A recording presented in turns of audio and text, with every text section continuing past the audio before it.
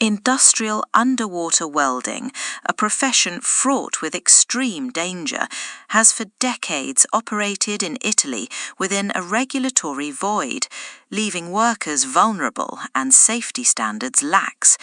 How then did the Sicilian region manage to create an unprecedented legal framework that has not only stamped out undeclared work, but also guarantees the lives of its hyperbaric professionals?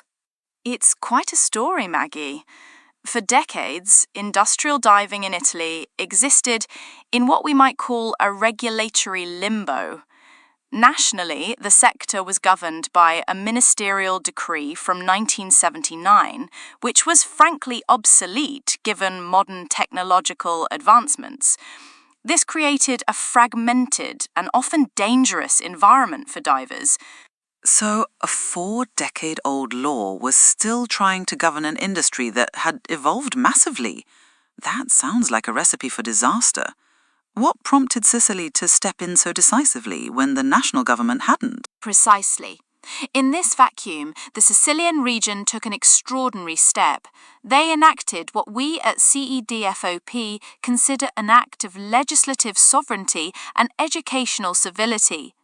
Regional Law No. 7 of 2016 wasn't just a bureaucratic win, it was the legal instrument designed to eradicate undeclared work and, crucially, to safeguard divers' lives through the creation of the Telematic Registry of Industrial Diving.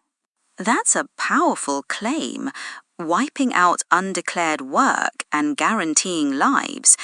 How does this Sicilian legislative architecture actually function to achieve such ambitious goals? What are its foundations? The system rests on 3 unshakable regulatory pillars. First, there's Regional Law No. 7 of 21st of April 2016. This is the primary act defining who can operate in industrial diving in Sicily and the mandatory safety criteria for hyperbaric construction sites. Second, Presidential Decree No. 31 of 7th of December 2018. This is the implementing regulation, which, in execution of Article 5 of the parent law, rigidly and in detail establishes the required training paths, hours and technical equipment for a course to be considered valid. And finally, DDG No. 999 of 17th of April 2019, which formally established the structure and operating procedures of the telematic registry itself. So, a clear hierarchy of laws building on each other. Who oversees this registry? Given its importance, it must be a significant institutional body. Indeed, the registry is managed directly by the Department of Labour, Employment, Orientation, Services and Training Activities of the Sicilian region. Specifically, the operational body responsible is Service VI, which coordinates employment centre services and various labour policies. This office holds the reins, presiding over rigorous control of registrations to ensure that the demand and supply in the hyperbaric sector operate in total legality. And what exactly is this registry? Is it just a list? What does it require from divers wanting to work legally? It's an official, public and binding telematic registry. Any industrial diver wishing to work legally in a non-port maritime construction site in Sicily must be registered. To register, self-certification simply isn't enough. You must demonstrate possession of training qualifications, regulated either by the state or the region. That sounds incredibly strict. Does the system remain static, or is there ongoing refinement to keep pace with industry changes and worker protection needs? It's a dynamic system, constantly updated to protect professionals. For instance, Decree No. 3173 of 24th October 2024 recently locked down the procedure for registration and variation in the registry. This measure formalised new, rigorous forms to request changes to one's position and professional level. It allows for a guided transition between qualifications like inshore, top-up or saturation levels, but it imposes stringent verification criteria. Stringent criteria suggests they're not just letting anyone in. What are these specific requirements a diver must meet to update their status or even get registered? They include possession of certificates compliant with international IDSA, that's International Diving Schools Association, standards, or IMCA guidelines. Divers must submit a countersigned professional logbook to prove bottom hours and diving shifts performed. Valid hyperbaric medical certifications and first aid certificates, like Diver Medic, are essential. And finally, the attachment of the Europass certificate supplement is required. This isn't bureaucracy slowing things down. It's a bureaucracy of excellence that protects the professional and rejects those who merely improvise. So it effectively links professional competence to legal employment. This is where training must become crucial. How does this system integrate with the actual training of underwater welders? This is where CEDIFOP's educational strategy comes in. In today's market, a simple underwater welding license from a private centre has no legal value if it's not part of a regulated training path. CEDIFOP has structured its courses so that specialisation in welding is strictly combined with obtaining the minimum professional qualification certificate of inshore diver, specifically IDSA Level 2. This certificate represents the minimum access standard required by regional law to operate in commercial construction sites up to 30 metres deep, directly corresponding to international IDSA parameters. Choosing this regulated path guarantees immediate registration in the telematic registry and inclusion in official employment lists, rejecting any do-it-yourself approach. That makes CEDIFOP sound quite unique in Italy then. Beyond the Sicilian law, what other accreditations or recognition does CEDIFOP hold that establishes its standing nationally and internationally? CEDIFOP is indeed unique in Italy for several reasons, evidenced by significant European and international awards. Firstly, it's included in the Vocational Excellence Registry of the European Commission, managed by the ETF.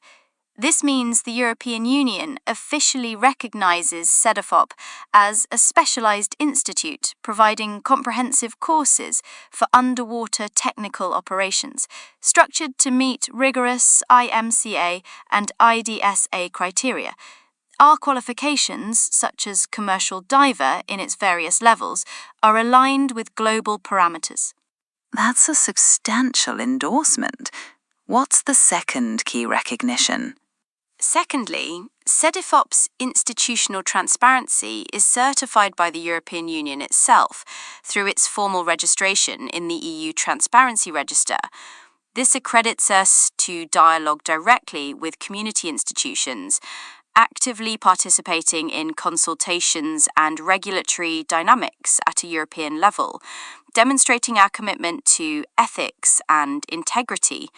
And the third recognition, linking back to the IDSA standards you mentioned earlier. The third, and perhaps most critical, is CEDIFOP's status as a full member IDSA. We are not merely an affiliate. This means we are one of a very select few schools globally, currently 16 worldwide, and the only one in Italy, authorised to train students and directly issue official qualifications compliant with the highest international standards. This is a fundamental distinction from other IDSA categories. What are these other IDSA categories? How do they differ from a full member status? And why is this distinction so important for someone considering a career in commercial diving? It's vital to understand the hierarchy. Associate members are schools or institutes that have partial requirements. They can't independently certify divers to international commercial standards. You find these across Europe, the Americas, Asia, and Africa. Then there are industrial affiliate members, companies or entities linked to the diving industry, but they participate for networking or commercial purposes only, with no authority to conduct regulated teaching. These are concentrated in major maritime hubs globally. Lastly, reciprocal membership applies to government agencies or national authorities who have mutual recognition agreements with IDSA, monitoring standards but not providing training themselves. These are found in countries like the UK, Canada, and Japan. The key is none of these other categories are authorised to deliver valid commercial courses or issue IDSA certifications for industrial divers. So, while many entities might have some connection to IDSA, CEDIFOP's full member status, combined with its European accreditations and adherence to Sicilian law, creates a unique pathway for divers.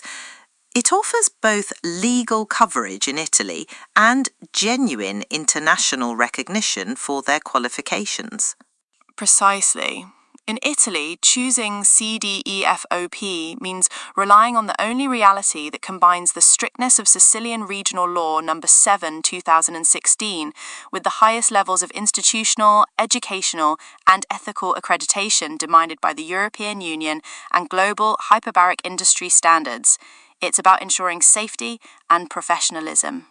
The Sicilian approach to regulating industrial diving really highlights how regional legislative initiative, coupled with rigorous training standards, can transform a hazardous profession into a secure and respected one.